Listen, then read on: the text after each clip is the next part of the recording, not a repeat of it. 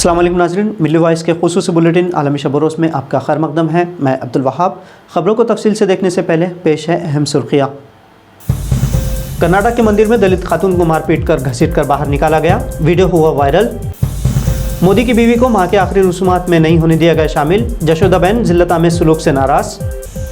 BJP ने मुल्क के आइन पर चलाया बुलडोज़र, महबूबा मुफ्ती ने भाजपा पर कसा तंज। उत्तराखंड में हुकूमती प्रोजेक्ट से ज़मीन दोष होने का खतरा, सैकड़ों इमारतों में पड़ी दरारें। मस्जिद अक्सा में यहूदी वजीर के दौरे पर सलामती कौंसिल ने नहीं की कार्रवाई, फ़लस्तीनी सफ़ीर नाराज़।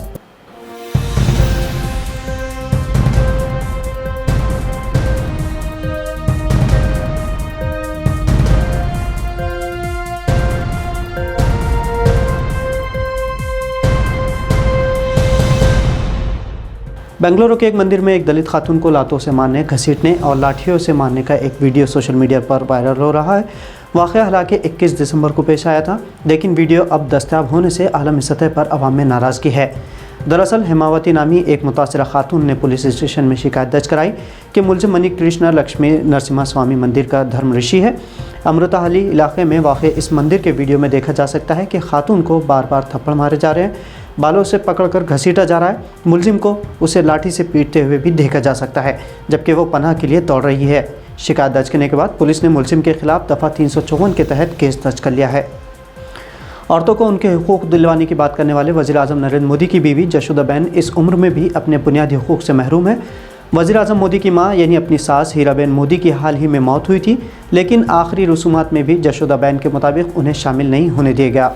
एक मकामी चैनल को इंटरव्यू देते हुए जशोदाबेन ने इल्ज़ाम लगाया कि जब मोदी की मां का 30 दिसंबर को इंतकाल हुआ तो गुजरात पुलिस की एक बड़ी फोर्स ने सुबह सवेरे उनके पूरे घर को घेरे में ले लिया और उन्हें नज़रबंद कर दिया था।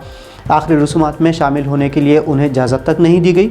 हालांकि मोदी का पूरा ख़ानदान हीराबेन की आखिरी रसूमात में शरीक था, लेकिन मोदी की अहलिया जशोदाबेन मौजूद नहीं थी। सियासी हल्कों में ये मामला आया कि जशोदाबेन अपने सास के आखिरी रसूमात में क्यों नज़र नहीं आई। जब तक मोदी अहमदाबाद में रहे, जशोदा और उनका बाकी ख़ानदान घर में नज़रबंद रहा। जशोदाबेन के इस इल्ज़ाम के बाद अपोजिशन कैंप में तनकीद का तूफ़ान बरपा है। तकरीबन एक हफ्ते बाद अपनी खामोशी तोड़ते हुए जशोदाबेन ने धमाका खेज़ बयान दिया है। बीजेपी ने न सिर्फ जम्मू कश्मीर के आइन को ख़त्म किया है, बल्कि मुल्क के आइन पर भी बुलडोज़र चलाया है।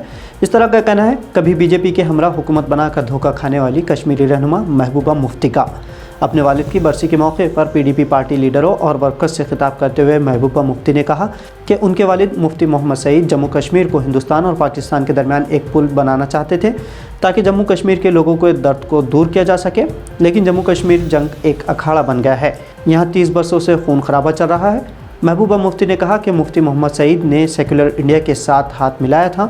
उनका मानना था कि हमारे यहाँ एक अलग आइन है, एक अलग झंडा है, लेकिन बीजेपी ने न सिर्फ आइन को ख़त्म कर दिया, बल्कि उन्होंने मुल्क के आइन पर भी बुलडोज़र चला दिया है, जिससे हिंदुस्तान आज गोरजे का हिंदुस्तान बन गया है। ये गांधी जी, पंडित नेहरू और मौलाना आज़ाद का हिंदुस्तान नहीं रहा। उत्तराखंड के जोशीमठ शहर में हाइड्रो पावर प्लांट्स के लिए सुरंगें खोदी जा रही हैं। इसकी वजह से कई इमारतों में दरारें पड़ गई हैं और इमारतें गिरने की कगार पर है। सड़कों पर भी दरारें पड़ गई हैं और मुसलसल चौड़ी होती जा रही हैं, जिससे हज़ारों अफराद मुतासिर हुए हैं। इस इलाके में मिट्टी की सख्ती दिन ब दिन घटती जा रही है और यहाँ ज़लज़ले आने का ख़वी इम्कान है। बीजेपी हुकूमत के गैर जिम्मेदाराना रवैये से नाराज़ अवाम के एहतजाज के बाद चीफ मिनिस्टर पुष्कर सिंह धामी ने यहाँ का दौरा करने का ऐलान किया है।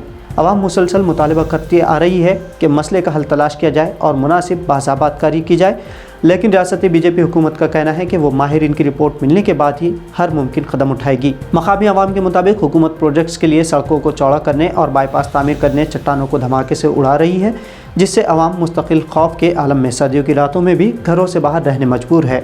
ज़िले चमोली के इंतजामिया के मुताबिक 561 इमारतों में दरारें पड़ गई हैं। चीन और मुत्तहदा अरब इमारात ने इसराइल के इंतहा पसंद वज़ीर इतमार बिन गोवेर के मस्जिद अक्सा के अहाते में दाखिल होने पर अक़वाम मुत्तहदा की सलामती कौंसिल का एक हंगामी इजलास तलब किया था। इस इजलास में सलामती कौंसिल ने मस्जिद अक्सा की सूरत हाल को जूँ का तू बरकरार रखने पर भले ही जोर दिया हो, लेकिन बिन गोवेर के मुतनाज़ इक़दाम के हवाले से किसी भी तरह की कार्रवाई करने से गुरेज़ किया है। फ़लस्तीनी सफ़ीर ने कौंसिल की जानिब से किसी तरह की कार्रवाई नहीं किए जाने पर मायूसी का इजहार किया है और मुतनब्बे किया है कि इससे सूरत हाल बेकाबू होकर बाहर हो सकते हैं। आपको बता दें कि मस्जिद अक्सा मक्का मुकर्रमा के मस्जिद हराम और मदीना मुनव्वरा की मस्जिद नबी के बाद मुसलमानों के लिए तीसरा सबसे मुक़द्दस मकाम समझा जाता है। दहाइयों से मस्जिद अक्सा में सिर्फ मुसलमानों को ही दाखिले की इजाज़त है। हालांकि यहूदी भी इसे अपने लिए मुक़द्दस समझते हैं, वो इसे टेम्पल माउंट कहते हैं।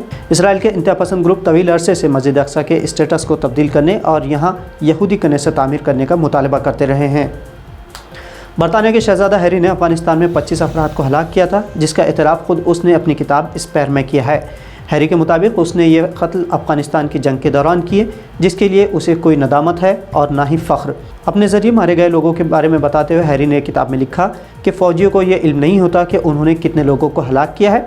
एक फ़ौजी को अंधाधुंध फायरिंग करनी ही पड़ती है, लेकिन अपाचे और लैपटॉप के इस दौर में हैरी ने 2 घंटे की अपनी ड्यूटी के दौरान जो कुछ किया वो सब कुछ रिकॉर्ड पर है। हैरी की किताब हालांकि अभी मार्केट में लॉन्च नहीं की गई है, लेकिन उसके हस्पानवी तर्जुमा गलती से बाज़ार में आ चुका है और किताब मीडिया के हाथों लग चुकी है। शहज़ादा हैरी की किताब की इशाअत पर आइंदा मंगल तक हालांकि रोक लगा दी गई है, लेकिन बरतानवी अखबार गार्जियन के अमरीकी एडिशन ने किताब के इंकशाफात को शाये कर दिया है, जिसमें एक मज़ीद वाक़या बयान किया गया है, जिसमें उनके बड़े भाई विलियम ने उन्हें विरासत की जंग में 3 साल पहले पीटा था। तो नाज़रीन, ये थी मिल्ली वॉइस की भारत और दुनिया से मुख्तसर लेकिन मुनफरिद और अहम तरीन खबरों को शेयर करते हुए मिल्ली वॉइस चैनल को सब्सक्राइब करना ना भूलें। अब अब्दुल वहाब को इजाज़त दीजिए। अल्लाह हाफ़िज़।